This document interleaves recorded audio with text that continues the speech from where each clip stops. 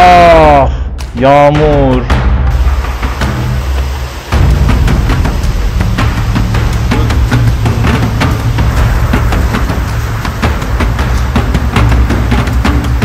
Tahtalar şişecek mi şimdi? Zemin yalıtımı ne olacak? Aa, tüm iş çöpe mi gitti yoksa?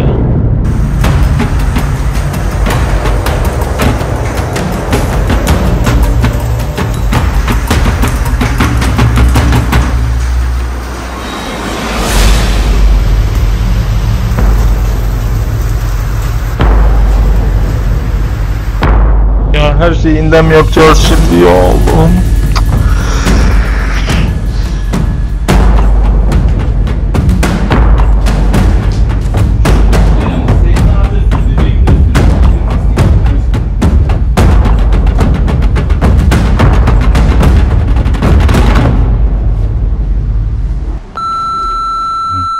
Durun, endişe etmeye gerek yok. Neyse ki Marine kontraplak kullandık. Üründe test etmiş olduk. İyi de oldu çünkü birkaç yerde yer şişmeler gözlemlendi. Yani bir bu panel bayağı şişme yapmış. Böyle uzunca bir panel. Bunda bir şey yok. Bunlarda bir şey yok. Çatı sadece şu panel. Hemen o parçaları yerlerinden çıkardık, yenilerini monte ettik. Ha?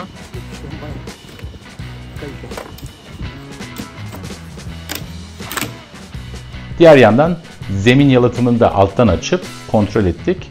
İçerisi kupkuruydu. Demek ki yalıtımı iyi yapılmış bir zemin vardı.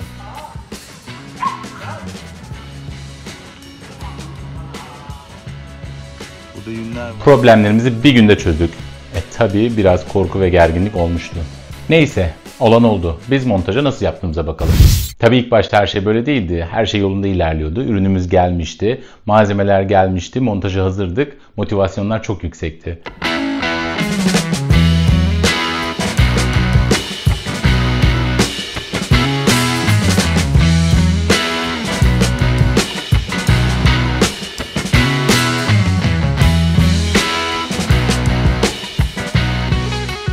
Peki, montajı nasıl yapıyoruz? İlk kaplama ile ilgili adım adım süreç şu şekilde.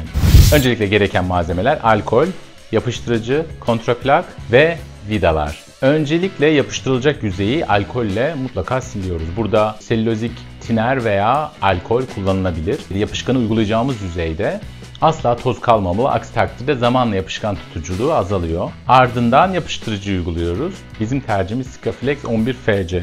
Çok amaçlı yapıştırıcı olarak kullanılıyor. İç ve dış mekanların yapıştırılmasında kullanılıyor. İnşaatın birçok alanında kullanılabiliyor. Daha sonra kontraplaklar uygun boyutlarda kesilip yerleştiriliyor.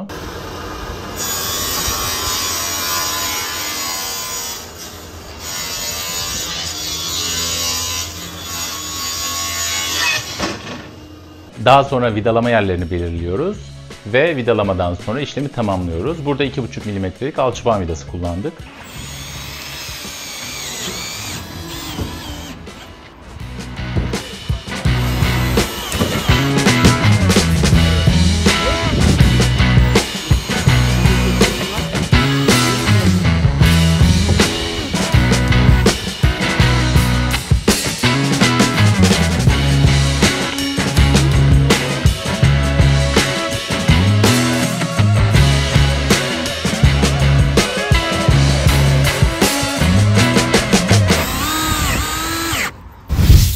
Bu yoğun işlerde biraz da eğlenmek gerekiyor. Hemen montajı yaptığımız yerin yan tarafı düğün salonu ve arka tarafta müzik eşliğinde biz işimizi yapıyoruz. Özellikle cuma günleri düğün gecesi olduğu için burada mutlaka müzik oluyor. Evet, parti eşliğinde tiny house'umuzu yapıyoruz. Yan tarafta düğün varmış. Arka tarafta. Biz de burada.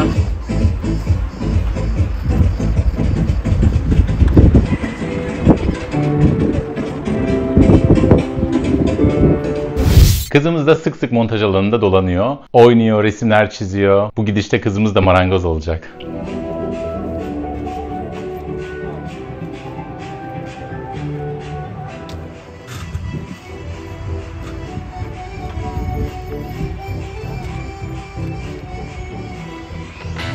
Evimi çiziyorsun. Güzel ol bakayım.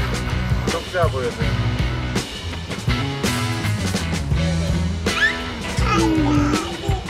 O ilk bir öpücük yap. İç dış kaplamalarda Özgün arkadaşımız bize yardımcı oluyor. Gerçekten çok çalışkan biri.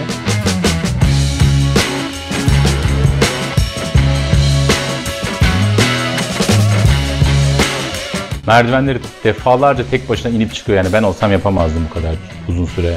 Neredeyse tüm ana montajı kendisi yapacak. Burada tabii ki ara sıra ikinci el gerekiyor, ikinci el ben oluyorum.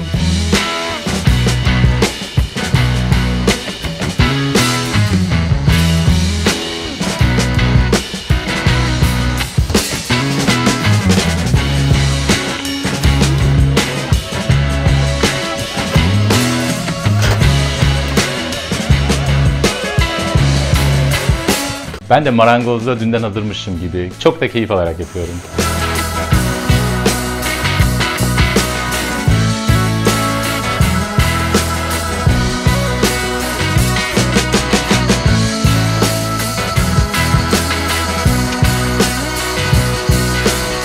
Evet, evimizi yapmaya devam ediyoruz. Şimdi çaprazları vidalamaya geçtik. Çaprazları vidalarken kullandığımız şey tabii ki mıknatıs. Yerini bulmak için bu şekilde.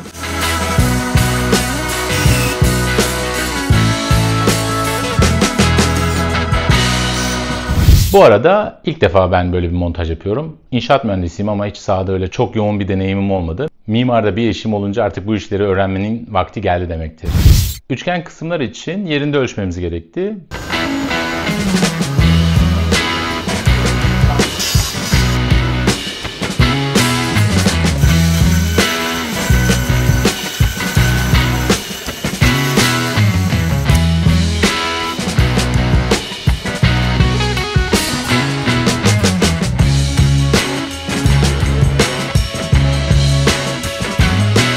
Proje ile asıl ürün arasında her zaman ufak tefek farklılıklar oluyor. Mesela çatının eğimi 30 dereceyken 29,5 gibi bir derece çıktı ölçüm yaparken.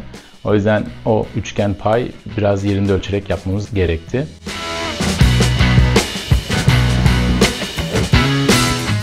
İş güvenliğine gelince pek de önemsemiyoruz gibi. Yani yüksekte çalışma yeleğini geçtim, eldiven dahi kullanılmıyor. Alışkanlık diyorlar, yorumsuzum.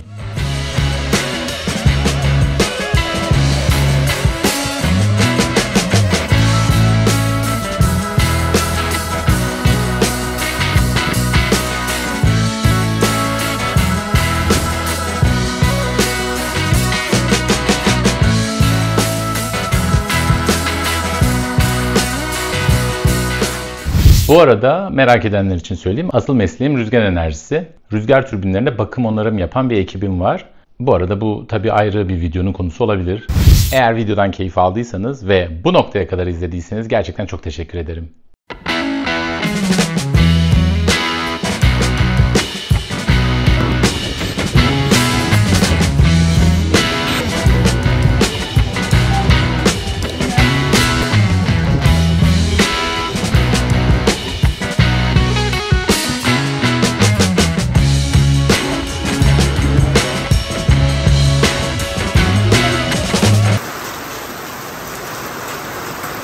Evet, bu bölümün sonuna geldik. Umarım keyif aldınız. Tekrar görüşmek üzere, hoşça kalın.